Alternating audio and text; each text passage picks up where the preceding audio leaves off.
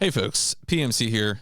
I was doing more Tama speedruns offline, and I got a PB that was a good example of a new skip I found, and was also generally just a PB worth uploading. So here is some post-run commentary on my new Tama, Adventurous Ball, and Giddy Labyrinth speedrunning. Where was that sentence going? Reminder, of course, this game is timed by IGT, not RTA. The RTA timer starts when you select the name, but everything, like the ordering of the leaderboard, is dictated by the IGT it gives you after the credits. So let's get off. I was doing this after my Police Nuts casual stream, and I'm not really. There's a lot of slop in this, frankly. A lot of bouncing around. Could be a lot cleaner. I'd love to get to that first flag by 2026 instead of 25, but. You know, as I said, this is one of those PBs where I was gonna get a big chunk because again, I forget where I'm going. You can do this level faster by just rolling down that sidewall and launching off of those light green squares, but it is not. It is a small time save, and only if you get it like first try. So, have I done it in a run? Yes. Am I planning on doing it in runs going forward right now? Probably not. This level is funny because really there's a few ways you can go. You can go for this first brown gate. Here I sort of overshoot it and decide, you know what, I'm just gonna go around. And really the important thing is landing. Like this, that is good. That getting that second brown gate is what you want. And also don't get stuck on those light green squares. Sometimes they have fields of those little light green squares that can just sort of launch you into space, and you don't want that. Although sometimes I do it intentionally, like this level. I still need to, this is one I need to lab because I'm pretty convinced this is the thing to do. I think it is possible to get past that black hole up there. That might just be safer, but so that works out pretty well. I get that like basically like second try there, bouncing off the spring. Actually, that might have been, yeah, that was a goal. Yeah. That's the ideal, is to just sort of get, but a lot of times you get launched over the exterior wall, which is not fun. Yeah, this is another slop fest of just me. I think it takes me forever to get up this ramp. Yeah. This is embarrassing. Can you believe this is a record video? That's because people don't run this game. That's not because I'm good. Anyway, so we get through it. This is one of those levels that we're simply doing as intended. Sometimes if you get enough speed, you can get launched out of bounds by those. And then we got, sometimes you can use this that spring if you are positioned correctly to launch yourself up there quickly. I don't get that push, unfortunately. It is not trivial to do. Those springs, when those springs decide to kick in, they have a mind of their own, frankly. They will do whatever they want whenever they want. All right, the first level of Frozen Cave. The big deal here is being able to get past the field of black holes, which is a nuisance. Not a fan of this one. This feels like one of those things I should be able to consistently line up, but Lord knows an impatient person like myself will never do that quite consistently. Yeah, so here we're gonna angle it, and then we're like, all right, I just have to angle it so I fall through, and I almost get it, and then I chicken out. I bend back to the left there, a coward's way out. There I'm actually able to get it the second try. 2-2, a lot of times when you're on a casual play, 2-2 is a level that kind of scares people. The good news is that once you get really comfortable moving the board, but also rotating at the same time, this is trivial. Like this is, sometimes there are things in speedruns. Now, of course, I messed that up. Embarrassing. Simply going around a corner. But this is one of those things where like once you get comfortable using both the rotating and the moving the board, this is nothing. Like this is just rotate it around. Perfect. The rotation is like the perfect thing that you need to do that reliably 100% of the time. It is easy peasy. You love to see it. I think here I'm actually able to get onto the spring right away, which is nice. Yeah, that's good. That's no bounce, straight into spring. You love to see it. Which then I think allows me to get around. As you can see, there's a black hole that is rotating around the area prior to the opening of the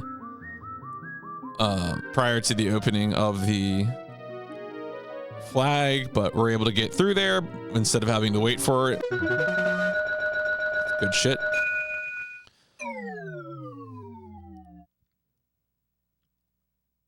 Two four is mostly one where you can just hoist yourself when you're in petard. You simply have to go around this wall to the exit, but there's a bunch of, you can build up a lot of speed here, and you have these, yeah. So I make actually a pretty good play here. The black holes teleport you back in time, and so I'm able to use the black hole to get back around sooner, and then when I pop up the second time, I'm prepared this time, and I'm able to get back where I need to be instead of accidentally hopping over the wall. I have had it happen where you can like hit that and then like fly straight into the goal flag if you're like ready to rotate the screen, but it's pretty dicey. This is probably one of my least favorite maps. I especially hate this section of ice floor right here because it makes it hard to just like fall in.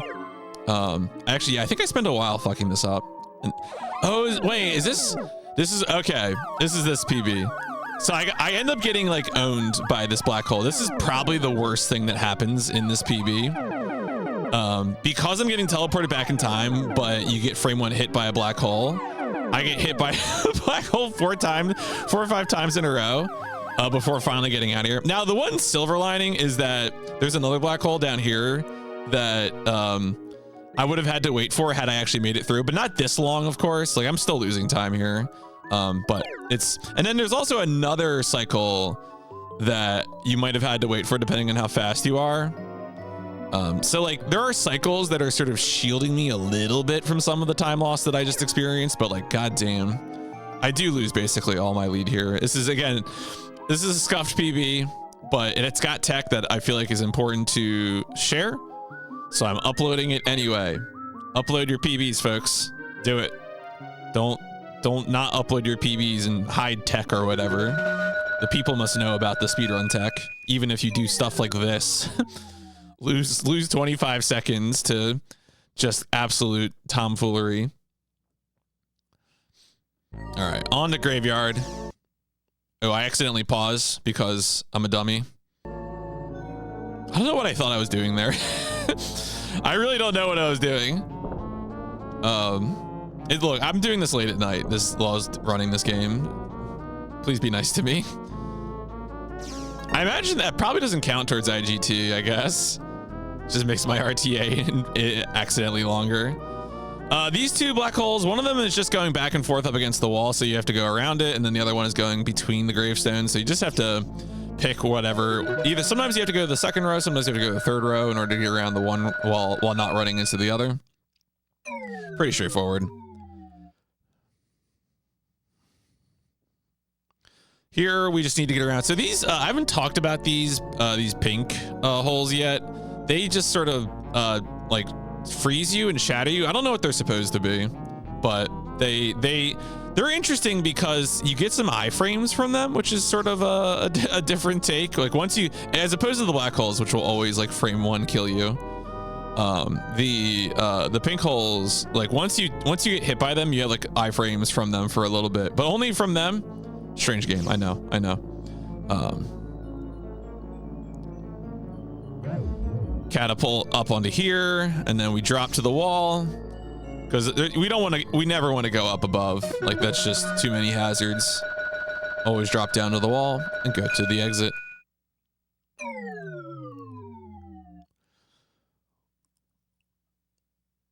All right, so here I'm just gonna head straight towards the switch.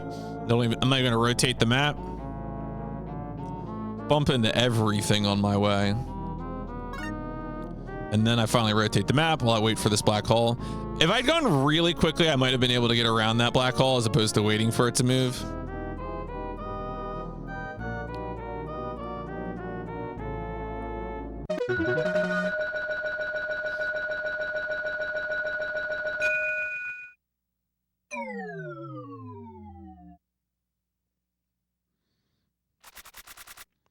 All right, this is a funny level because you have 2 black holes that are moving in like a formation over here, and you have to like you have to make up your mind on what you want to do about either try to go like behind them and around them. I usually just go through the cobweb and roll that way. Like you roll a little slower here, but that can almost be an asset when it comes to getting through all these because it means you have less of a bounce. think I end up getting guillotined on my way out here, which is not fun. Yeah, right there. So if you run into the guillotine while it's got active frames, it just chops you in half and then takes 5 million years for Tama to respawn. You know, it's just, it is what it is. You live your life. Then we just got to go navigate our way through the 2 floors here. I don't know what this bat does. In other levels, the bear will get you access to the bonus level. I have no idea what this bat does. It's I don't know, maybe it's just seasonal, you know, it's just kind of a fun decoration.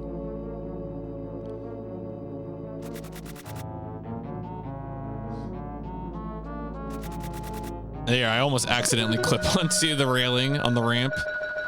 You love to see it. All right, and then we have our first, well, actually, I guess our second of the timed moving platforms.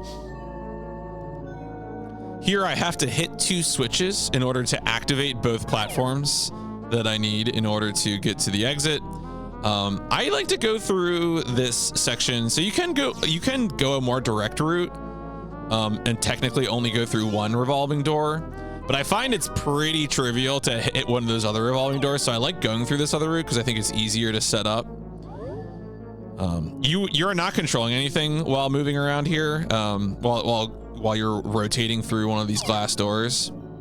So I find it kind of more consistent and reliable to do it that way. And as you know, you're dealing with a cycle here anyway. Like once you hit that switch, you're waiting on this thing, so. And then we hit it, just you know, rotate the board so that we're stuck in the corner, and we live our life. There's only 2 platforms here, so it's not too bad once you get into it. And both platforms have like easy places to rest up.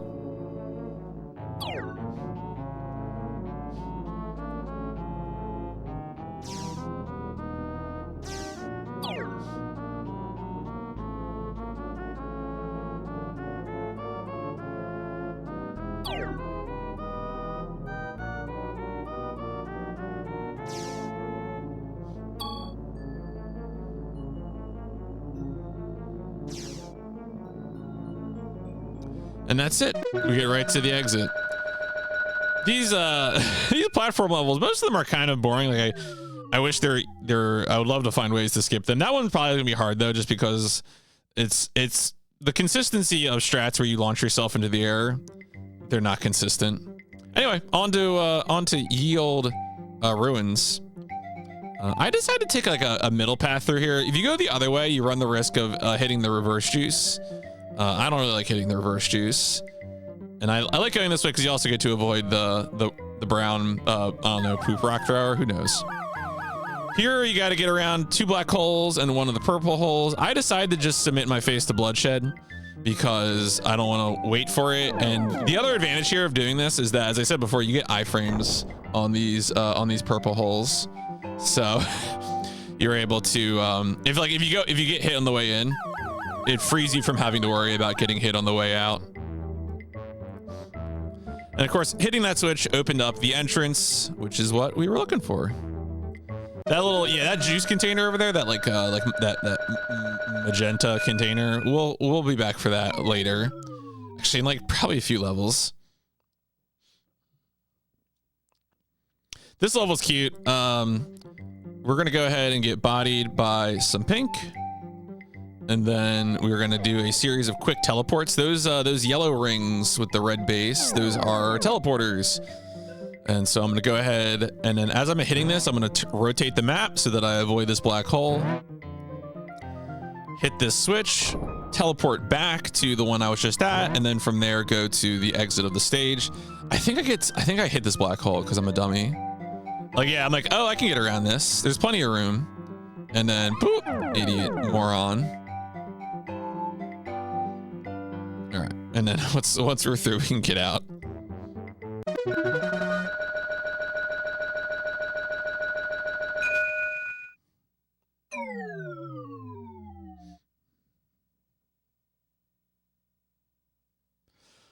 This level is fun. So I have a little skip that I do here. I think it takes me like 2 tries on this attempt, but you can use those green, those light green squares to launch yourself out of the, over the wall. Yeah, I just don't get enough height. I think it's because I didn't have enough speed. Unfortunate. So I set it up a second time. Miraculously not going into the black hole off that bounce. And I get it the second time. It's easy peasy. This is always a point in the run where I sort of like take a drink break. I'm like, okay, I'm good.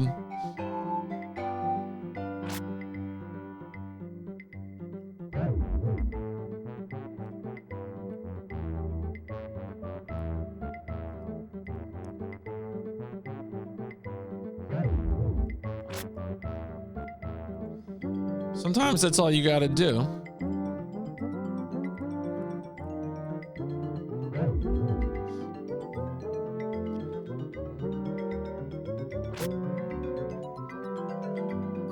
All these catapults are pretty automatic. Like even if I rotate the map or anything like that, it's not going to change the trajectory.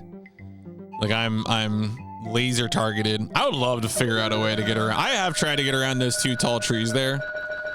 It doesn't really, those steep slopes, like you would think I'd be able to like bump up against those steep slopes with like a little start speed. I haven't been able to figure anything out. I should try more though. All right, I think I make a stupid mistake in this level. I think I ended up missing a catapult, or maybe it was a previous run actually. I had 2 PBs. The other one was worse. This is the one that was actually worth uploading.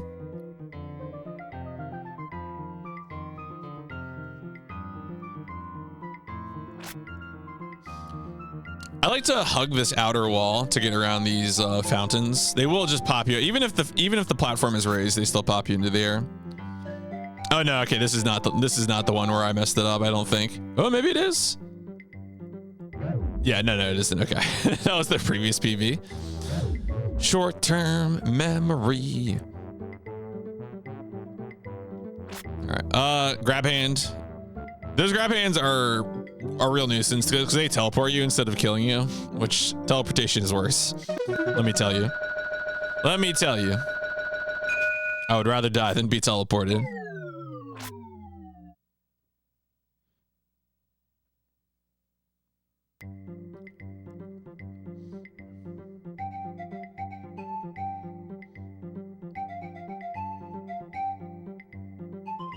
All right. You can get around this if you're like very, very good at not bouncing off things, but that wasn't me this run, so that didn't happen. It's mostly a pretty straight shot to the end.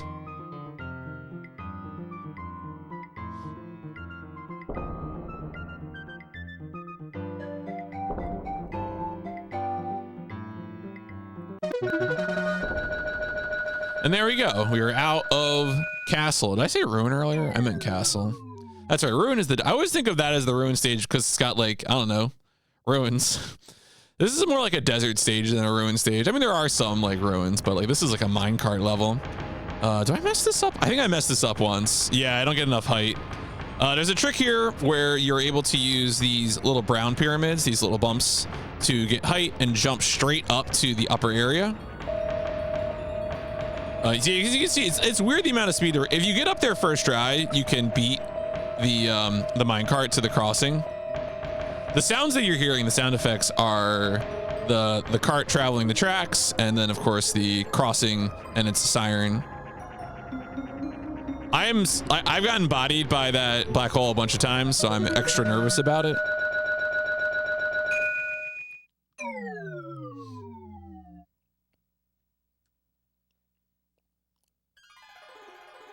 All right, this is a pretty straightforward stage. We're just gonna do a loop around the map.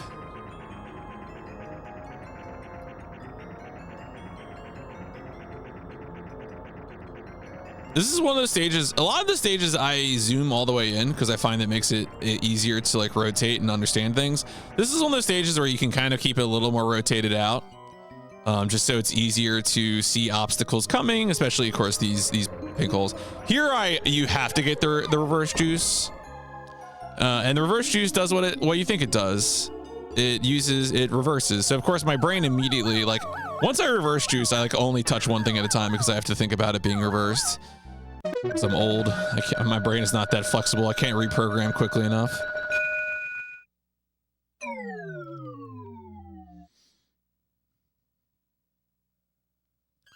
All right, this is maybe this is my real least favorite. We have to like corkscrew through this a bunch of times in order to get to the exit, and there's a bunch of miserable hazards. I actually spent a little bit of time looking for like a skip in the stage because I would love to skip in the stage, but alas. Yeah, so we go through that wall. As you can see, I've zoomed out a little bit because I'm trying to like remind myself of where the hazards are. That first hand is especially punishing. Like that one too. I think I get got by there's two hands just before the goal. Those aren't as bad, but you know, still time loss if you get got by them. I get stuck on the top of the ramp. Losing speed at the top of the ramp, a true crime. Yep, there you go. I mistook those hands. I thought they were clenching instead of opening. And so I just go straight into them. A true runner would just always fly straight into them. Maximum courage.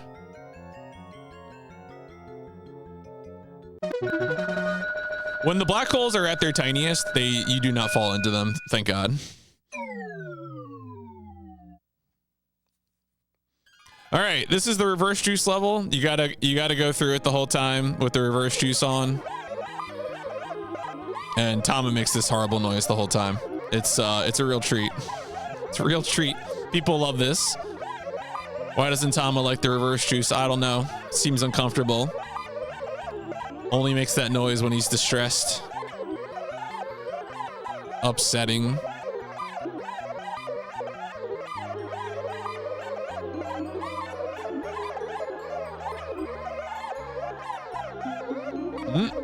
There we go. Messed up a turn.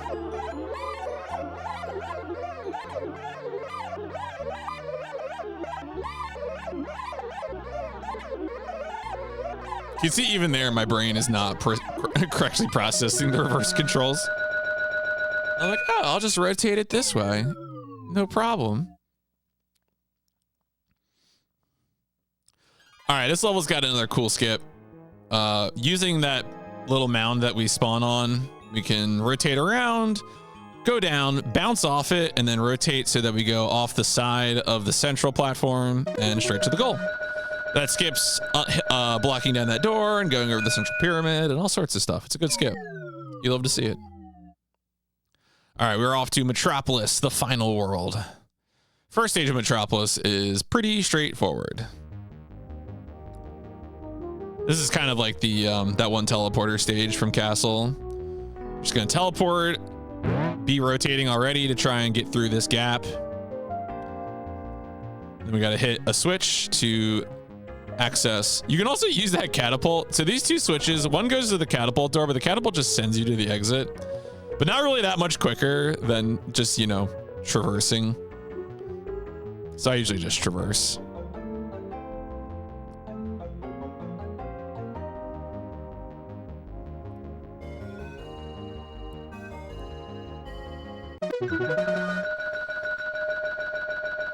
All right, 6-2. 6-2 is a real fun skip. 6-2 is a like visually impressive looking level because it's got these big like real ass corkscrews in them. You can see they're on the right side. We're never going near them. Sorry. I did do them casually. They work real well. They're fun. But here we are, as you can probably guess, the exit is on that lower path there. And so we're able to fall down there. I accidentally get a terrible bounce off of that corner, but I do think I get it immediately after this. So I'm able to like whoop, go there, slide the map over, fall right in, and the exit is right there. Easy peasy.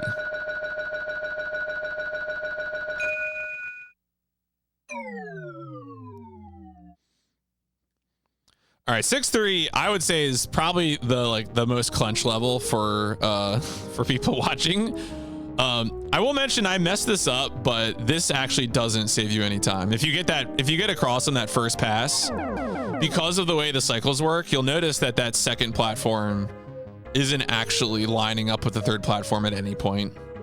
Like it wouldn't make a difference. Yeah, it never actually lines up. So it's like whatever. As long as you get it this time, you're fine. And I almost don't. But you know, whatever. Struggle is real. This is I believe this ends up being a really good 6-3 for me. So all right, so now the goal here is that we want to slide through both of these. There is the window of opportunity for those two platforms is really narrow. You're then able to get another one here if you're able to rotate quick, just like that. You can get through both of those, and then this is you have like such a small window here to do this last bit. Like in that, when I'm putting the camera in that angle, it almost looks like they don't actually bump up against each other. However, you know, the way it appears. But anyway, I get it right away. Awesome 6-3. Just you love to see it. Optimal all around. All right, so 6-4.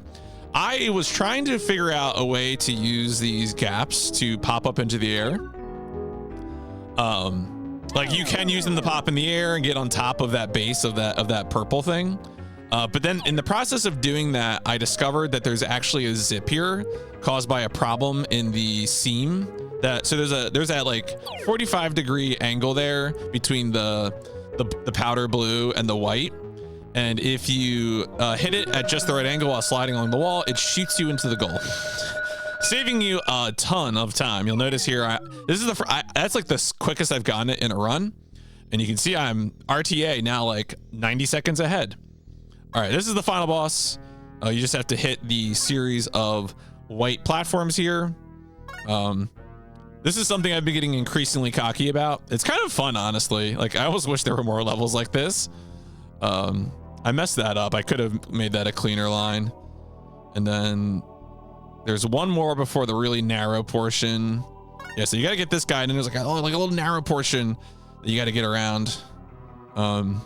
Is very fun. This is good. This is a good game. All right, so typically with this guy, it's kind of almost easier to just go off the edge and then line yourself up to shoot towards the exit. You can see here, like I pop off and then bam, hit it and go through. So yeah, I mean, there, again, that I think it was that 2-5 where I got stuck on the ice. Awful, miserable. And then there's a few other places where, you know, I lost time, but mostly pretty fun. You know, like I bled time in Ruin and then got it back in Metropolis. Frozen Cave 2-5 was bad, but otherwise, you know, could definitely be, you know, I would be curious to see if sub 20 IGT is possible. I don't know how much I'm going to work on improving this right now. I do plan to submit this for SGDQ 2025 and maybe future GDQs. This is a different kind of speedrun for me. I've never speedrun any sort of marble roller before. Certainly this is not Monkey Ball. I'm not going to pretend this is Monkey Ball, but I love how it looks, and it is a lot of fun to perceive and enjoy and all that. It's very, very charming, both the low poly look, the music sort of, you know, reeling between like cartoon, but also like sometimes it's giant steps, you know, just very, very cute game. Anyway, I think that's all I got to say. This is a fun run. Shout outs to Sean Johnson. I would not have started playing this game, but for Sean Johnson's coverage of this during his 30th anniversary PS1 stream. So shout outs to Sean. Check out Sean Johnson's YouTube videos on PlayStation games if you want to learn more about PlayStation games, and check out my streams if you want to see more weird PlayStation games being played. I'm going in chronological order. I'm early in 96, so that if you enjoy that, enjoy.